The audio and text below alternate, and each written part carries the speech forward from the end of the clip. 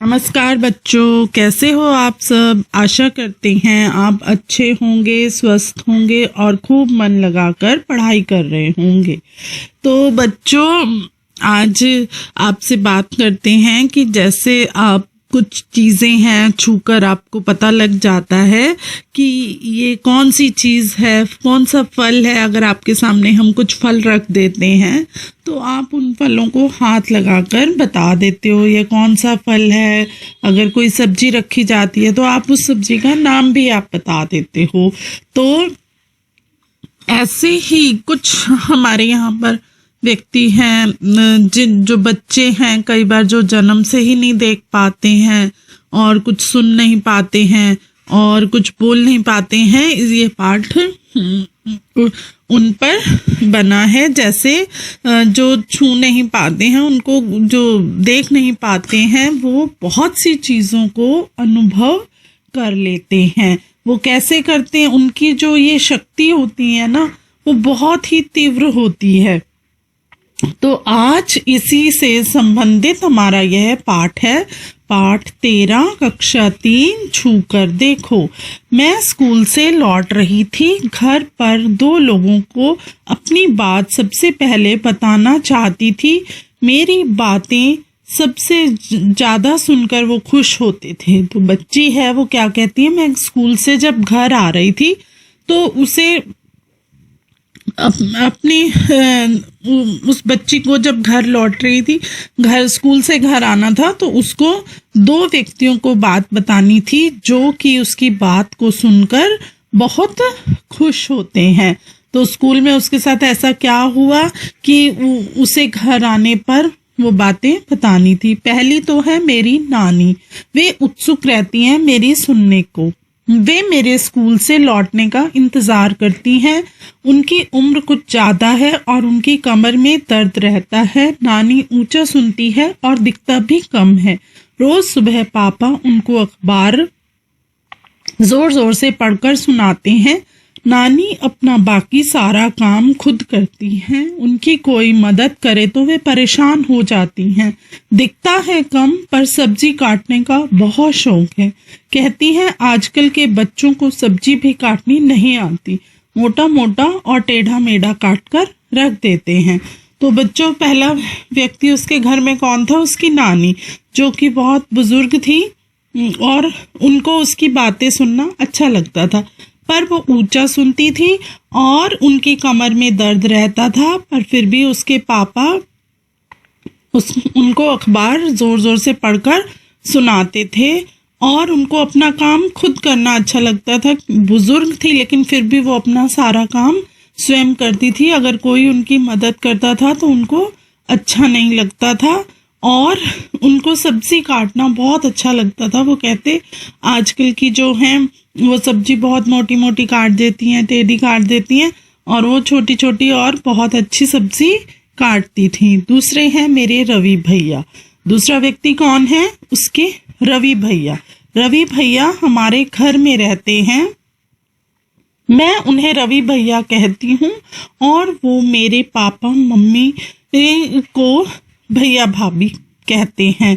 हमारा क्या रिश्ता है मैं नहीं जानती, पर वो मेरे भैया हैं। आप एक चित्र देख रहे हैं बच्चों। उस चित्र में भैया बैठे हैं, उनके हाथ में किताब है और उन्होंने किताब पर उंगलियां रखी हुई हैं और उनके पास एक सफेद रंग की छड़ी भी है। जो आप चित्र में देख रहे हैं, उन्होंने काले रंग का चश्मा भी पहना हुआ है। तो वो क्या कहती है कि ये जो भैया हैं उसके घर में ही रहते हैं, पर उसको नहीं पता क्या रिश्ता है।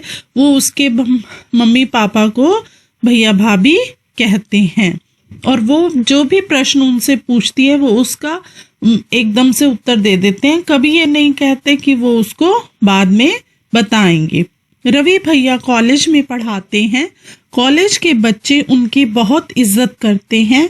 कुछ तो उनसे पढ़ने घर पर आते हैं। रवि भैया को संगीत सुनने, नाटकों में भाग लेने, दोस्तों के साथ घूमने और बातें करने का बहुत शौक है। खूब हंसते हंसाते भी हैं। भैया जब घर के बाहर जाते हैं तब एक सफेद छड़ी ले जाते हैं। वो क्या बता रही है कि जो उसके रवि भैया हैं वो कॉलेज में पढ़ाते हैं और बच्चे वहाँ पर उनकी बहुत रिस्पेक्ट करते हैं और कुछ बच्चे उनसे पढ़ने के लिए घर पर भी आते हैं। रवि भैया को संगीत सुनने का बहुत शौक है और उसके साथ साथ वो नाटकों में भी भाग लेते हैं, खूब हंसी मजाक करते हैं और जब भी वो घर से बाहर जाते हैं तो सफ़ेद छड़ी लेकर जाते हैं, यानी कि बच्चों सफ़ेद छड़ी लेके जाते हैं ताकि उनको दिखाई नहीं देता है, इसलिए वो घर से बाहर छड़ी लेकर जाते हैं। उनको घर के अंदर घूमता देख कोई नहीं कह सकता कि उनको दिखता नहीं है। बच्चों जब वो जिस घर में रहते हैं वहाँ पर वो जब घूम रहे होते हैं और अगर कोई बाहर से व्यक्ति आ जाए तो उनको देखकर ऐसे नहीं लगेगा कि ये देख नहीं सकते हैं।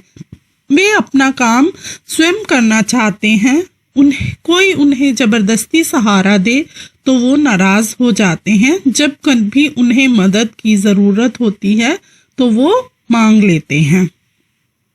तो बच्चों वो अपना सारा काम जो है खुद करते हैं, कोई भी अगर उनका कार्य करे तो उन्हें अच्छा नहीं लगता, पर जब वो कोई कार्य नहीं कर सकते हैं तो वो दूसरों से मदद ले लेते हैं। कुछ बच्चे रवि भैया से कॉलेज की किताबें ले जाते हैं और कुछ दिन बाद किताबों के साथ उन्हें टेप दे जाते हैं। रवि भैया टेप पर ही उन किताबों को सुनते रहते हैं। भैया के पास मोटे कागज की भी कई किताबें हैं जिनमें बहुत सारे उभरे बिंदु हैं, उन पर वे हमेशा हाथ फेरकर पढ़ते हैं। तो बच्चों जो रवि भैया हैं बच्चे उनसे बुक्स किताबें ले जाते हैं और उनकी रिकॉर्डिंग करके और रिकॉर्ड करी हुई कई बार कैसेट भी मिलती है, टेप। पहले आपने सुना होगा कि लोगों के घरों में टेप रिकॉर्डर होते थे, उसमें टेप डलती थी, तो वैसी ही टेप बच्चे उनको दे जाते हैं जिनको वो सुनते हैं।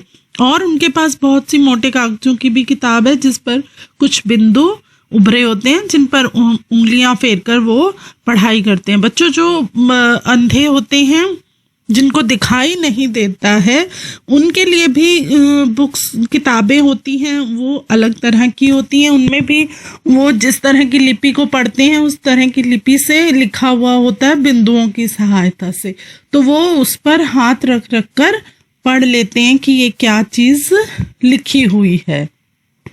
भैया को छेड़ने के लिए मैं कभी कभी उनकी छड़ी की जगह बदल देती हूँ। वे परेशान तो होते हैं पर नाराज नहीं। मैं उनकी प्यारी बहन सीमा जो ठहरी, वो बच्ची क्या कहती है कि मेरे अपने भैया से कभी कभार मजाक करने के लिए उनकी छड़ी को छुपा देती हूँ।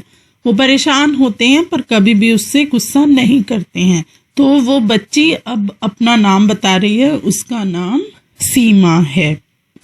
मैं अभी दरवाजे तक पर पहुंची ही थी कि भैया बोल उठे, क्यों सीमा, बहुत खुश हो? भैया मुझे ही नहीं घर के सभी लोगों को उनकी आहट से पहचान लेते हैं। अक्सर वह भी भांप लेते हैं कि मैं खुश हूँ या उदास। तो अभी वो बच्ची जब स्कूल से घर जा रही थी तो जैसे ही वो दरवाजे पर पहुंचती है तो उसके भैया पहचान लेते हैं कि सीमा घर आ गई है और वो बहुत खुश है। तो भैया आखिर मैं फुटबॉल टीम में शामिल हो गई हूँ। मैंने भैया को अपनी खबर सुनाई। भैया मेरी पीठ थपथपाकर बोले, आज से तुम ही मेरी फुटबॉल की उस्ताद हो। तो बच्चों जब उसने अपने भैया को बताया कि मैं स्कूल की फुटबॉल टीम में शामिल हो गई हूँ तो उसके भैया बहुत खुश होते हैं और उसको शाबाशी देते हैं और बोलते हैं कि तुम मेरी फुटबॉल की उस्ताद हो। तो बच्चों आपको समझ आया कि वो दो व्यक्ति कौन थे, एक उसकी नानी थी और एक उसके भैया थे। उसके भैया जो हैं वो देख नहीं सकते थे, तो वो कैसे रहते हैं और कैसे पढ़ते हैं और क्या शौक रखते हैं वो हमने आपको बताया कि उसके भैया को संगीत सुनने का शौक था। उसकी जो नानी थी बच्चों वो ऊंचा सुनती थी। अब दोनों व्यक्तियों में विशेषता क्या है? उन दोनों में ये है कि नानी को ऊंचा सुनाई देता था और कम दिखाई देता था, पर जो भैया थे वो देख नहीं सकते थे पर सुन सकते थे। अब आपको प्रश्न दिए गए हैं, इनका उत्तर हम हल करेंगे। सीमा के पापा उसकी नानी को अखबार जोर जोर से पढ़कर सुनाते हैं। तुम बड़ी उम्र वाले लोगों की कैसे मदद करते हो? बच्चों, तो इसमें हमने पाठ में पढ़ा ना कि उसके पापा नानी को अखबार जोर जोर से पढ़कर सुनाते हैं क्योंकि वो ऊंचा सुनती हैं। तो आप अपने घर में, आपके भी घर में दादा दादी नाना नानी होंगे, तो आप उनको कैसे उनकी मदद करते हो? तो जैसे अब बुजुर्ग हैं हमारे घर में, तो आपके दादा दादी हैं, नाना नानी, अगर वो चश्मा, अक्सर बुजुर्ग होते हैं वो अपना चश्मा रखकर भूल जाते हैं, तो बच्चे लोग उनकी मदद कर देते हैं, वो चश्मा ढूंढकर उनको दे देते हैं। अगर दादा को कहीं बाहर जाना है तो बच्चे हाथ पकड़कर उनके साथ चले जाते हैं, सड़क पार करने में उनकी मदद कर देते हैं, या रास्ते में उनको कोई तकलीफ ना हो तो उनके साथ चले जाते हैं। तो ऐसे आप लोग अपने बुजुर्गों की मदद करते हैं। जब कोई व्यक्ति बूढ़ा हो जाता है तब उनको क्या क्या तकलीफें हो सकती हैं? तो बच्चों, जब कोई व्यक्ति बूढ़ा हो जाता है तो उसको तकलीफ होती है, वो ठीक से देख नहीं पाते हैं, ठीक से सुन नहीं पाते हैं, ज्यादातर चीजें खा नहीं सकते हैं क्योंकि दांत भी, बच्चों, कुछ समय तक अच्छे रहते हैं फिर हमारे दांत भी कमजोर हो जाते हैं। उनके घुटनों और जोड़ों में भी, जब इंसान बुजुर्ग हो जाता है तो उनके घुटनों और जोड़ों में भी दर्द होता है। रवि भैया बिना देखे कई सारी बातें कैसे जान सकते हैं? तो बच्चों, रवि भैया है वो क्या है कि देख नहीं सकते, तो बिना देखे वो कैसे जान जाते थे? तो जो देख नहीं सकते हैं बच्चों, बताया आपको, उनकी सुनने की जो शक्ति होती है वो बहुत तीव्र होती है, जो कि बातों को सुनकर आहट, अब जैसे सीमा घर पहुंचती है तो दरवाजे पर उसकी आहट होती है, तो वो आहट से ही पहचान जाते हैं कि सीमा घर पर आ गई है। तो उनकी जो सुनने की शक्ति है बच्चों वो बहुत अच्छी होती है।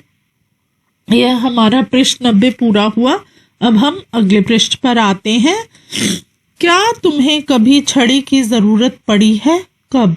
तो बच्चों बताओ, क्या आपको कभी छड़ी की जरूरत पड़ी है? नहीं, हमें अभी तक तो छड़ी की जरूरत नहीं पड़ी है। क्या तुम सोच सकते हो तुम्हें छड़ी की जरूरत कब पड़ सकती है? हमें छड़ी की जरूरत तब पड़ सकती है बच्चों जब हमें चोट लग जाए पैर में, या हमें किसी ऊंचे स्थान पर चढ़ना है, या फिर हमारे पैर में सूजन है, मोच है, तो हमें छड़ी की जरूरत पड़ सकती है। हम उन लोगों की मदद कैसे करते हैं जिन्हें दिखता नहीं है? बच्चों, अब आप बताओ, जिन्हें दिखता नहीं है आप उनकी मदद कैसे करोगे? हम उनको समाचार पत्र पढ़ कर सुनाएंगे, और उनको हम सीढ़ी चढ़ने में उनकी मदद कर सकते हैं। अगर वो सड़क पर खड़े हैं तो हम उन्हें सड़क पार करा सकते हैं। अगर हम जैसे कहीं घूमने जा रहे हैं, बस में, ट्रेन में, तो हम उनको सीट देकर उनकी मदद कर सकते हैं। क्या तुम्हारे परिवार में कोई ऐसा सदस्य है जो देख, बोल या सुन नहीं सकता? क्या तुम किसी ऐसे व्यक्ति को जानते हो? इनके काम में लोग कैसे मदद करते हैं? तो बच्चों, आपके परिवार में या आपके आसपास भी कोई ऐसा सदस्य हो सकता है, तो बताओ। मेरे परिवार में ऐसा कोई सदस्य नहीं है जो देख, बोल या सुन नहीं सकता, पर मेरे पड़ोस में एक लड़का है जो बोल नहीं पाता। वह मूक बधिरों के स्कूल में जाता है। हम लोग खेल के मैदान में उसके साथ आसान खेल खेलते हैं। तो बच्चों, जरूरी तो नहीं है सबके घर में कोई ऐसा हो, कई बार हमारे आसपास के क्षेत्र में ऐसे बच्चे होते हैं, तो हम इन बच्चों के भी, जो बोल नहीं सकते, सुन नहीं सकते, इन बच्चों के अलग से स्कूल बने हुए हैं। जो देख नहीं सकते उनके भी स्कूल बने हुए हैं, वहां पर उनको उनकी पढ़ाई और उनको कैसे रहना चाहिए ये सब सिखाया जाता है। तो वो उनके पड़ोस में जो बच्चा, जब वो खेलने के लिए आता है तो वो उसके साथ बहुत आसान खेल खेलते हैं ताकि उसको भी समझ आए और वो खेलने का आनंद ले सके। आंख मिचौनी, तो आगे क्या है, एक आंख मिचौनी। आंख मिचौनी एक खेल है बच्चों, आप लोगों ने भी बहुत खेला होगा।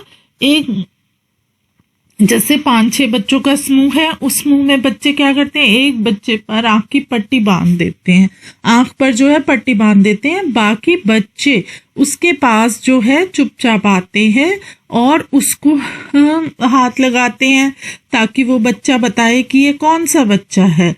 तो ऐसे भी एक आंख मिचौनी का खेल है। तो ऐसे ही वो क्या करते हैं, कभी एक बच्चे पर कभी दूसरी बच्चे की आंख पर पट्टी बांध देते हैं और फिर ये खेल खेला जाता है। तो इससे हमारा पृष्ठ 91 पूरा हुआ। हम अगले पृष्ठ पर आते हैं।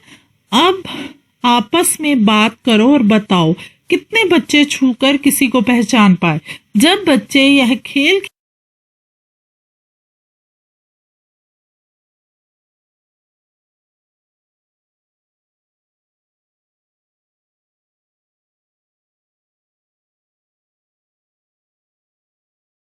खेल रहे थे तो उनमें से कितने ऐसे बच्चे थे जो कि यह वाला खेल में सही खेले।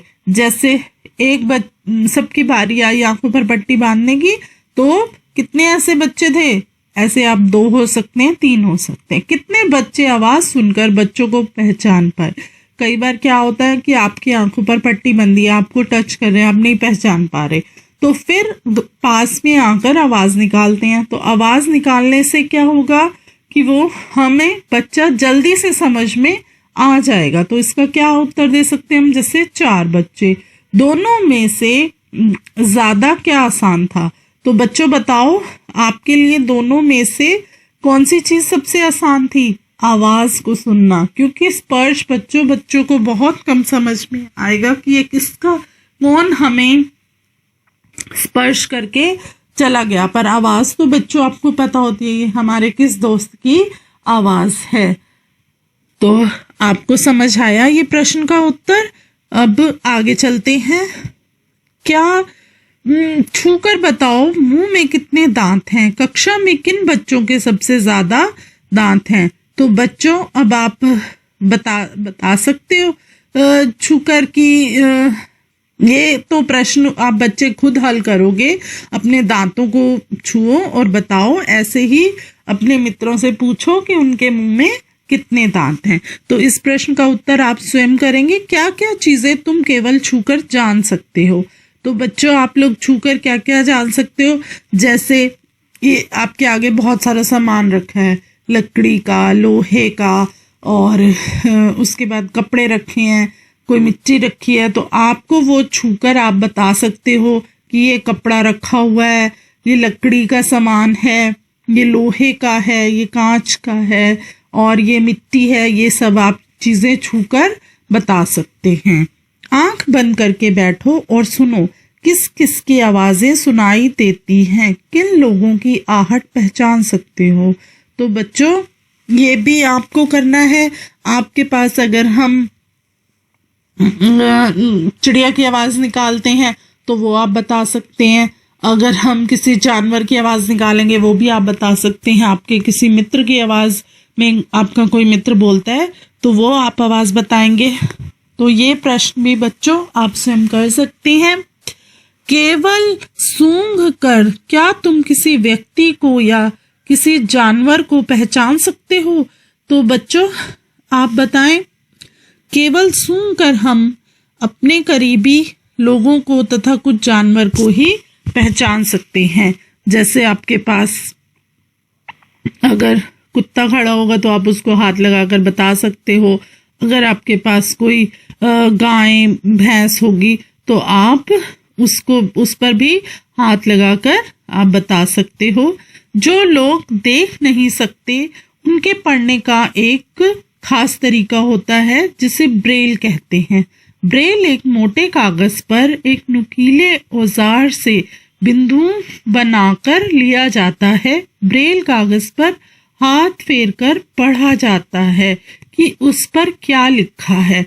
तो बच्चों हमने आपको बताया ना कि अंधे बच्चों का भी स्कूल होता है, वहाँ पर जो उनकी किताबें या कॉपियाँ होती हैं वो बहुत ही मोटे कागज की होती हैं और उस पर बिंदु किए जाते हैं और उस पर वो लोग हाथ फेर कर बच्चों को पढ़ना सिखाते हैं। तो इस लिपि को ब्रेल लिपि बोलते हैं। आओ अब यह देखते हैं कि बिना देखे किसी आकार को पहचानना मुश्किल है या आसान। अब बच्चों हम आपको बताएंगे कि बिना देखे किसी के आकार को पहचानना मुश्किल है या आसान। एक रेक मॉल की शीट लो, उस पर मोटे ऊन या सूतली को दबाकर किसी चीज का आकार बनाओ। अपने दोस्त को कहो कि वह आंखें बंद करके हाथ फेरकर बताए कि तुमने क्या आकार बनाया है। तो बच्चों यह देख लिया आपने, एक रेग मॉल की एक शीट लो, उस पर आपके पास कोई मोटी रस्सी है या आपके घर में पुरानी ऊन पड़ी है तो उससे आप कोई भी चीज बना सकते हो और फिर आंखें बंद करके अपने दोस्त को बोलो कि आपने क्या बनाया है। ऐसी कोशिश आप अपने दोस्तों को भी बोल सकते हो कि वो भी करें। क्या यह उसके लिए पहचानना आसान था या मुश्किल? तो बच्चों ये आसान हो सकता है क्योंकि आपने अगर कोई भी मोटी चीज से कुछ बनाया है तो हम हाथ फेर कर यह पता लगा सकते हैं कि वह क्या चीज थी। अब तुम करके देखो कि क्या तुम हाथ फेर कर आकार पहचान सके। एक मोटे कागज का टुकड़ा लो, उस पर एक प्रकार की कील की नोक से कोई खास आकार बनाते हुए थोड़ी थोड़ी दूरी पर छेद कर दो। तुम देखोगे कि कागज पर एक तरफ से उभरा है। अब अपने दोस्त से कहो कि वह भी आंखें बंद करके तुम्हारे कागज पर हाथ फेर कर बताए कि तुमने क्या बनाया है।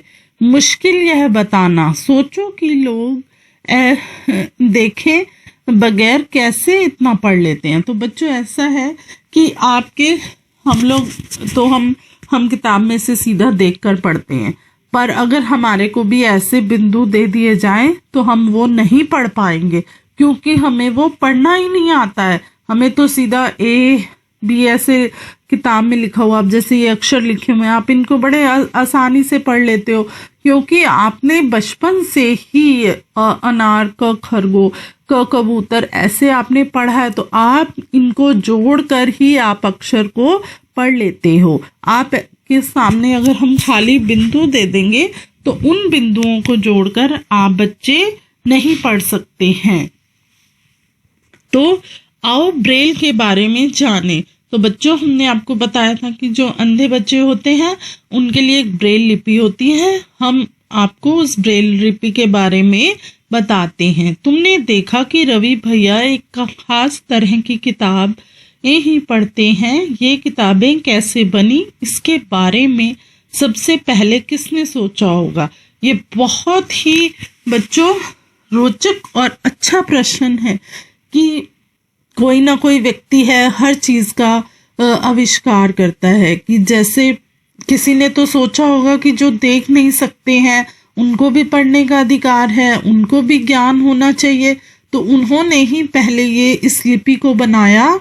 तो इस लिपि को कैसे बनाया, आओ इस ब्रेल लिपि के बारे में आपको बताएं। आप एक चित्र देख रहे हो, इस चित्र में बच्चों ABCDE लिखा हुआ है और बिंदु हैं और साथ में एक एक निशान और भी आपको दिखाई दे रहा है।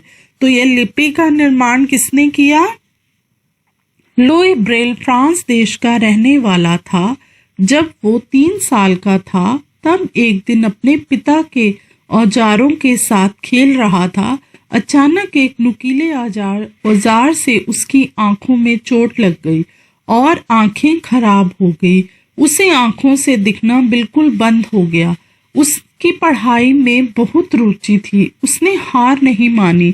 वह पढ़ने के लिए तरह तरह की तरकीबें सोचता रहता था। आखिर उसने ढूंढ लिया एक तरीका छूकर पढ़ने का।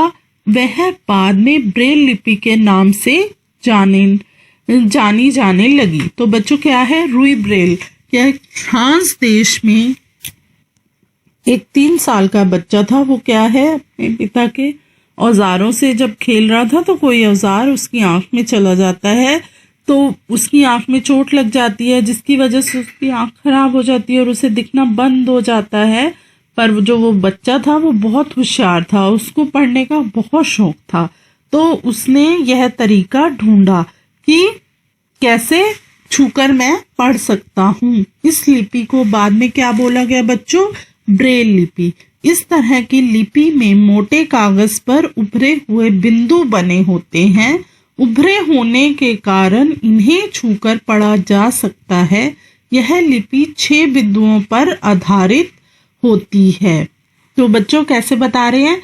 ये जो लिपि है ये मोटे कागज पर उभरी हुई होती है, बिंदु उभरे हुए होते हैं, आप चित्र में भी देख रहे हो। तो इन्हें छूकर पढ़ा जाता है। इनमें कितने बिंदु होते हैं? इनमें 6 बिंदु होते हैं। आजकल ब्रेल में नए नए परिवर्तन हुए हैं, जिससे इसे पढ़ना लिखना और भी आसान हो गया है। ब्रेल लिपि अब कंप्यूटर के द्वारा भी लिखी जा सकती है।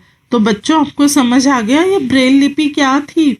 छोटे छोटे बिंदुओं को मोटे कागज पे उभारा जाता है और 6 बिंदुओं से ही एक अक्षर बनता है, तो वो बच्चे जोड़कर अक्षर को पढ़ते हैं। तो बच्चों आपने देखा कि ब्रेल लिपि का निर्माण कहाँ पे और कैसे हुआ।